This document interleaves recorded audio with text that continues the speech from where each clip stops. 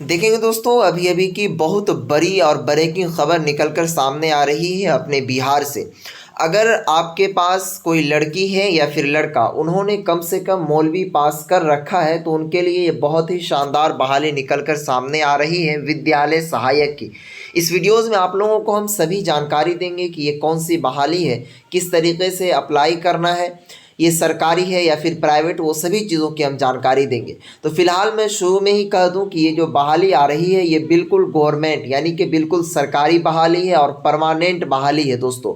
देखेंगे यहाँ पर डायरेक्टली कहा जा रहा है कि वित्त विभाग को लेटर लिखा है कि राज्य के 6421 नव स्थापित एवं उत्क्रमित उच्च माध्यमिक विद्यालयों में नियत वेतन पर प्रति विद्यालय एक विद्यालय सहायक अर्थात कुल 6421 विद्यालय सहायक के पद सृजित करने की स्वीकृति के संबंध में।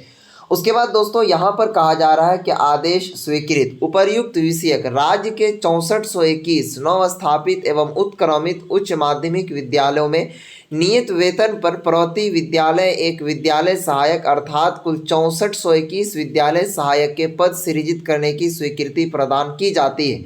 यानी कि दोस्तों यहाँ पर देखेंगे डायरेक्टली इसको पढ़ने से ये समझ में आता है कि अपने बिहार के अंदर अभी जितने भी विद्यालय चल रहे हैं, चाहे उर्दू विद्यालय हो या फिर हिंदी विद्यालय हो या फिर संस्कृत विद्यालय हो, कोई भी विद्यालय हो, उसके अंदर विद्यालय सहायक की बहाली आने वाली है 6421 पदों पर। ठीक है दोस्तों, अब देखिए इसमें चयन प्रक्रिया क्या है। तो दोस्तों यहाँ पर बताया गया है कि चयन प्रक्रिया जो आप लोगों का इसमें सिर्फ और सिर्फ मार्क बेसिस पर लिया जाएगा। इसमें कोई भी आप लोगों का ना तो एग्ज़ाम लिया जाएगा, ना ही कोई टेस्ट, ना ही कोई इंटरव्यू लिया जाएगा। डायरेक्टली इसमें जिसको जितना मार्क ज़्यादा होगा उस हिसाब से आप लोगों का इसमें सिलेक्शन किया जाएगा।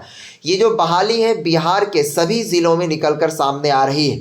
अब देखिए दोस्तों, यहाँ पर जो क्वालिफिकेशन की बात हम कर लें तो यहाँ देखिए दोस्तों डायरेक्टली यहाँ पर है विद्यालय सहायक एवं विद्यालय परिचारी के पद पर नियोजन की प्रक्रिया एवं अर्हता विद्यालय सहायक के संबंध में।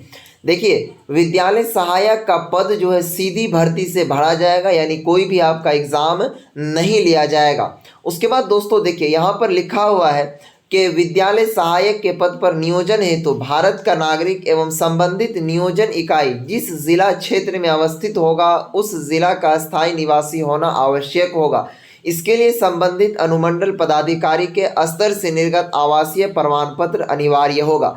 अब देखेंगे दोस्तों यहाँ पर जो शैक्षणिक योग्यता बताई गई है वो क्या है। कह रहा है कि इस पद पर नियोजन हेतु न्यूनतम शैक्षणिक योग्यता मान्यता प्राप्त बोर्ड या फिर काउंसिल से इंटरमीडिएट उच्च माध्यमिक अथवा बिहार राज्य मदरसा शिक्षा बोर्ड से मौलवी अथवा कामेश्वर सिंह दरभंगा संस्कृत विद्यालय से उपशास्त्री उत्तीर्ण होना आवश्यक है। तो दोस्तों यहाँ पर डायरेक्टली देखेंगे साफ साफ लिखा हुआ है कि बिहार राज्य मदरसा शिक्षा बोर्ड से अगर आपने मौलवी पास किया है तो ये विद्यालय सहायक के लिए आप फॉर्म को अप्लाई कर सकते हैं। अब देखिए दोस्तों इसमें जो अप्लाई की प्रक्रिया है वो कब से स्टार्ट हो रही है, उससे पहले मैं आपको बता दूं कि इसमें जो वेतन की बात कहा गया है यहाँ पर देखेंगे प्रति माह 16,500 रुपये नियत मानदेय एवं 500 रुपये के वार्षिक वेतन वृद्धि पर सृजित किया गया है। यानी कि 16,000 रुपये पर मंथ आपको दिया जाएगा। लेकिन जिस तरीके से मान लीजिए अगर आपको इस महीने 16,000 रुपये मिला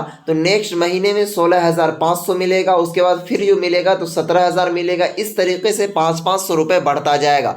उसके बाद दोस्तों देखेंगे यहाँ पर सभी ज़िलों में बहाली निकाली गई। ये देखिए यहाँ पर किस ज़िला में कितनी सीटों की संख्या है वो बताया गया। देखिए बिहार के पटना में बहाली है वो 210 सीटों पर है। नालंदा में बहाली निकल कर सामने आ रही है 149 सीटों पर। भोजपुर में 147 सीटों पर। बक्सर में 88 सीट है।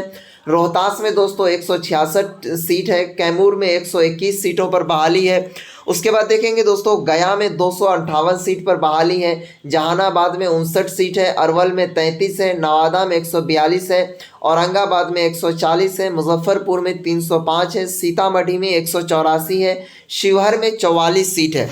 उसके बाद देखेंगे दोस्तों वैशाली जिला में 232 सीट है। उसके बाद पूर्वी चंपारण में 341 सीट है। पश्चिमी चंपारण में 277 है। उसके बाद सारण में 240, सिवान में 226, गोपालगंज में 185, दरभंगा में 268, मधुबनी में 296 सीट है।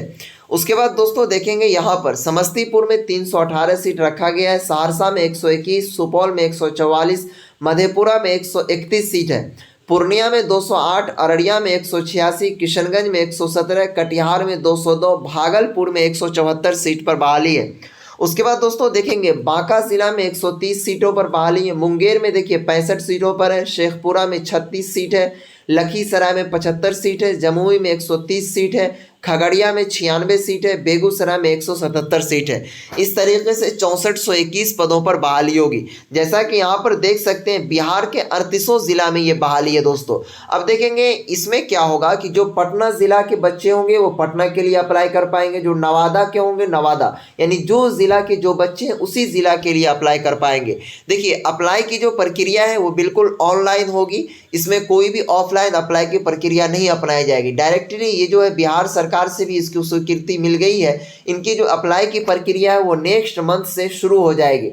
तो इससे पहले कि अप्लाई की प्रक्रिया शुरू हो तो आप लोगों को डॉक्यूमेंट तैयार करके रखना है। सबसे पहला ये दोस्तों कि आपको निवास प्रमाण पत्र आपको बना लेना है, ठीक है। उसके बाद अगर आपके पास कैटेगरी सर्टिफिकेट है तो वो बना लेना है, इनकम सर्टिफिकेट है तो वो बना लेना है, क्योंकि आगे चल करके जब अप्लाई हो तो उसमें कोई परेशानी ना हो। क्योंकि जब अप्लाई होना स्टार्ट होगा तो उस टाइम कागज़ बनाने में आप लोगों को काफ़ी दिक्कत का सामना करना पड़ेगा। और दोस्तों इससे अधिक जानकारी के लिए आप मुझसे इंस्टाग्राम पर कॉन्टेक्ट कर सकते हैं। मेरा इंस्टाग्राम ID है L2 भाई, जाइए वहाँ पर फॉलो कीजिए, डिस्क्रिप्शन में भी लिंक दिया हुआ, और मैसेज कीजिएगा तो मैं आप लोगों को बातचीत करके बता दूंगा कि किस तरीके से क्या है। तो आज की इस वीडियोस को यहीं पर समाप्त करते हैं, फिर मिलेंगे नेक्स्ट वीडियोस में, तब तक के लिए बाय।